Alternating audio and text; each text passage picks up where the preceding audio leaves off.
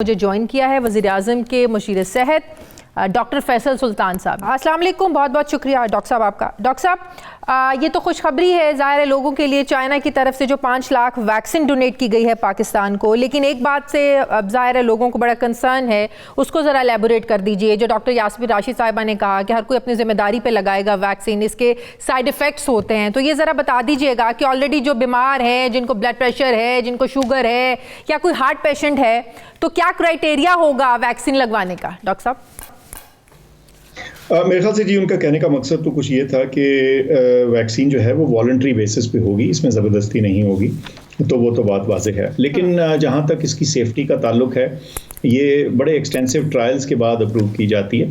तो मैं समझता हूँ कि जो भी अदाद शुमार मौजूद हैं उसकी रोशनी में हम बड़े क्लियरली ये कह सकते हैं कि ना सिर्फ ये वैक्सीन अपनी अफादियत रखती है बल्कि सेफ़ भी है। तो बिल्कुल इसको इस्तेमाल कीजिए। बल्कि मैं समझता हूँ कि वो लोग जिन बीमारियों का आपने जिक्र किया, ब्लड प्रेशर, शुगर, उनमें बल्कि कोविड का रिस्क जो है उसकी कॉम्प्लिकेशंस का रिस्क ज़्यादा होता है, तो बल्कि ये ऐन वो लोग हैं जिनको इस प्रोटेक्शन की बिल्कुल ज़रूरत है। तो वैक्सीन जब आपको ऑफर हो तो ज़रूर इसको लगाना कंसिडर कीजिए। डॉक्टर साहब, जिस तरह बाहर के ममालिक में हो रहा है, वैक्सीन जब लगती है उसके हफ्ते 2 हफ्ते के बाद फिर लगवानी पड़ती है, 2-3 सिटिंग्स होती हैं वैक्सीन लगवाने के लिए, एज इट इज़ पाकिस्तान में भी होगा सर? जी, जो ये वाली वैक्सीन है साइनोफार्म, इसकी 2 डोजेस दरकार हैं और वो 3 हफ्ते के गैप से हैं। डॉक्टर साहब, हमारे भी ज़ाहिर है वही प्रायोरिटी है, पहले हेल्थ वर्कर्स, नर्सेज, डॉक्टर्स, उसके बाद फिर आप लोग जिस तरह बाहर हो रहे हैं ज़्यादा जो 70 साल से ज़्यादा के लोग हैं, बुज़ुर्ग हैं, वहाँ से शुरू करेंगे। हमारे यहाँ भी इसी क्राइटेरिया से लगेगी? जी बिल्कुल, जो सीक्वेंस है वो इसी तरह से होगा। सबसे पहले फ्रंटलाइन हेल्थ केयर वर्कर्स और उसके बाद 65 साल से ज़्यादा उम्र के लोगों से हम शुरू करेंगे और फिर बतदरीज नीचे चलते जाएंगे। तो कोई मसला नहीं, वो आहिस्ता आहिस्ता हम इसको सारी पॉपुलेशन को कवर कर लेंगे, लेकिन सीक्वेंस ऐसे ही होगा। जी डॉक्टर साहब, ये जो 5 लाख वैक्सीन चाइना ने डोनेट की है, ये तमाम सूबों में इक्वली इसको डिस्ट्रीब्यूट किया जाएगा? जी, जो चाइना से डोनेटेड वैक्सीन आई है इसको एक प्रोपोर्शन से दिया जा रहा है, क्योंकि हम फ्रंटलाइन हेल्थ केयर वर्कर्स की एक लिस्ट ले चुके थे अपने सूबों से और उसी की प्रोपोर्शन से इसको डिस्ट्रीब्यूट किया जाएगा, बिल्कुल एक इक्विटेबल और फेयर तरीके से, उसी रेशो से जिसके के फ्रंटलाइन हेल्थ केयर वर्कर्स का डेटा हमारे साथ शेयर किया गया। टोटल कितने हेल्थ केयर वर्कर हैं और आम आदमी की बारी फिर कब आएगी? जी, ये जो फ्रंटलाइन हेल्थ केयर वर्कर हैं ये तकरीबन 4 लाख की रेंज में हैं और फिर जो बाकी हेल्थ वर्कर्स हैं वो तकरीबन मिलियन की रेंज में हैं। लेकिन अच्छी बात ये है, जैसे आपने सुना कि इस साइनोफार्म के अलावा हमें जो कोवैक्स फैसिलिटी के थ्रू एस्ट्राजेनेका की वैक्सीन दस्तयाब होगी, उसकी अच्छी तादाद हमें इसी महीने के आखिर से शुरू हो जाएगी और पहली तिमाही में कम से कम 6 से 7 मिलियन डोजेस के लगभग हमें मिलेगी। तो इसलिए हमारी जनरल पॉपुलेशन की जो वैक्सीनेशन का आगाज़ है 65 साल से ज़्यादा उम्र के लोगों से, वो इसी दौरानिए में शुरू हो जाएगा। तो प्राइवेट हॉस्पिटल के हेल्थ वर्कर्स को भी फ्री में दे रहे हैं, और अगर प्राइवेटली भी कोई ऑर्डर करना चाहे तो वो कर सकता है क्या? इस वक्त तो जो frontline workers, health care workers को हम दे रहे हैं जी, हम समझते हैं कि सारे हेल्थ केयर वर्कर्स हमारे हैं वो पब्लिक सेक्टर हॉस्पिटल्स में हों, नॉन प्रॉफिट में हों, प्राइवेट में हों, क्योंकि उन्होंने अपनी जानें एट रिस्क लगाई हैं लोगों को कोविड से बचाने के लिए, तो हम सबको कवर कर रहे हैं। एक तो बात ये है। जहाँ तक प्राइवेट प्रोक्योरमेंट का ताल्लुक है एज अ वैक्सीन, वो हमने उसकी इजाज़त दी है। उसमें जैसे ही ग्लोबल अवेलेबिलिटी या सप्लाई होगी, आई एम श्योर कि कुछ पार्टीज आएंगी जो कि इसको इंपोर्ट करेंगी, लेकिन मैं समझता हूं कि जो ज़्यादातर तादाद है मुल्क में इस्तेमाल की, जो उसकी बेशतर तादाद है वो पब्लिक सेक्टर के ज़रिए होगी, यानी फ्री होगी। सही। अच्छा डॉक्टर साहब, कहा जा रहा था बाहर अमेरिका में भी और इंग्लैंड में भी यही बातें हो रही थी कि जब से ये कोविड की दूसरी लहर शुरू हुई है, जो वायरस ने अपनी जो साख्त है इसको बदला है, ये ज़्यादा डेंजरस है, और फिर ये सवालात उठना शुरू हो गए जो वैक्सीन तैयार कर ली गई है शायद वो उतनी यूज़फुल नहीं है, उतनी मुफीद साबित नहीं हो सकती है।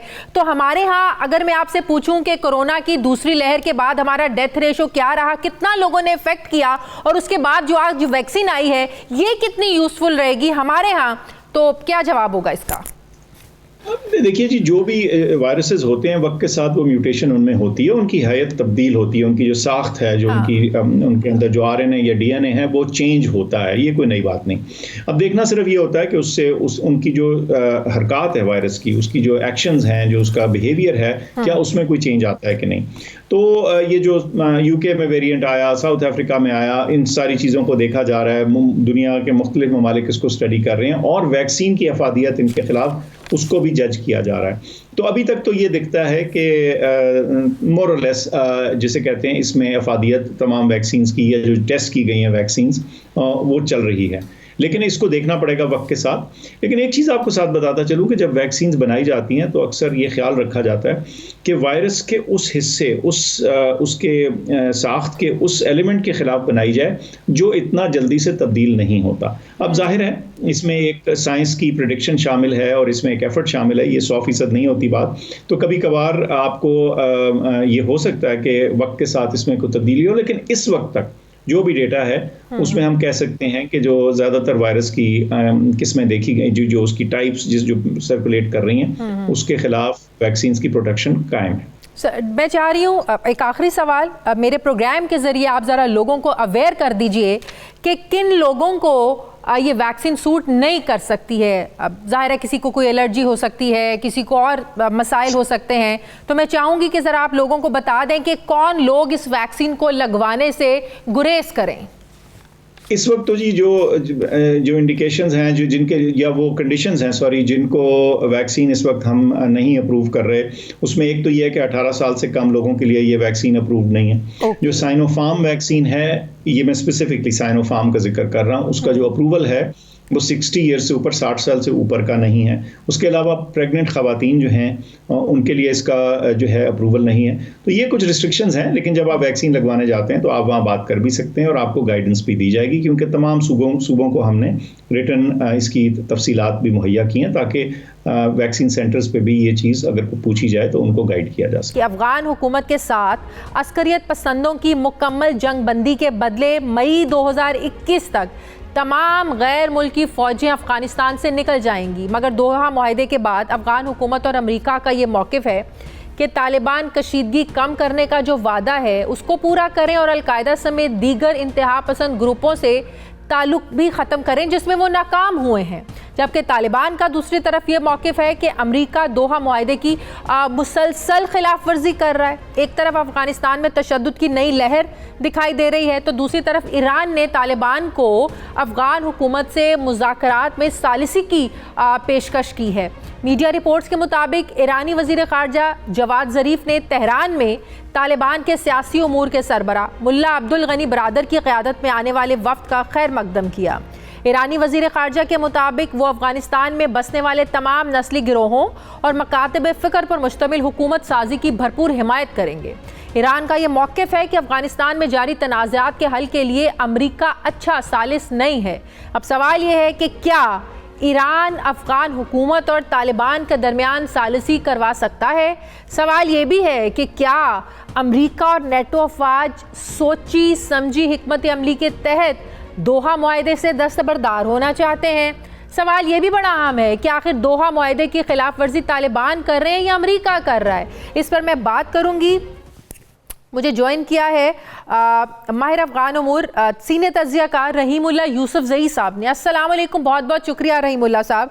रहीमुल्लाह यूसुफ ज़ई साहब, दोनों तरफ से ये कहा जा रहा है, अफ़गान हुकूमत भी ये बात कर रही है और अमेरिका भी ये बात कर रहा है कि तालिबान मुआहदे की पासदारी नहीं कर रहे हैं। तालिबान ये समझ रहे हैं कि काबुल हुकूमत और अमेरिका तालिबान की वो जो मुआहदे की पासदारी नहीं कर रहे हैं। किसकी तरफ से आपको लगता है कि मुआहदे की पासदारी नहीं हो रही है, या हम दूसरी तरफ ये समझें कि जो बाइडेन इंतजामिया की सोच थी कि जल्दबाजी में अगर इनखला होगा तो ये बहुत बड़ी गलती होगी? आपको लगता है इसी वजह से मुआहदे पर दोबारा नजरसानी की बाइडेन इंतजामिया ने बात भी की थी? देखिए, पहली बात तो ये है कि चूंकि मुज़ाकरात जो हो रहे हैं बैनुल अक़वाम बैनुल अफ़गान, उसमें कोई पेशरफ नहीं हो रही और ये नज़र आ रहा है कि बड़ी एक बेयकीनी की फ़ज़ा है, तो इसलिए ये इल्ज़ामात लग रहे हैं। अगर इसमें पेशरफ होती तो फिर शायद ये इल्ज़ामात न लगते।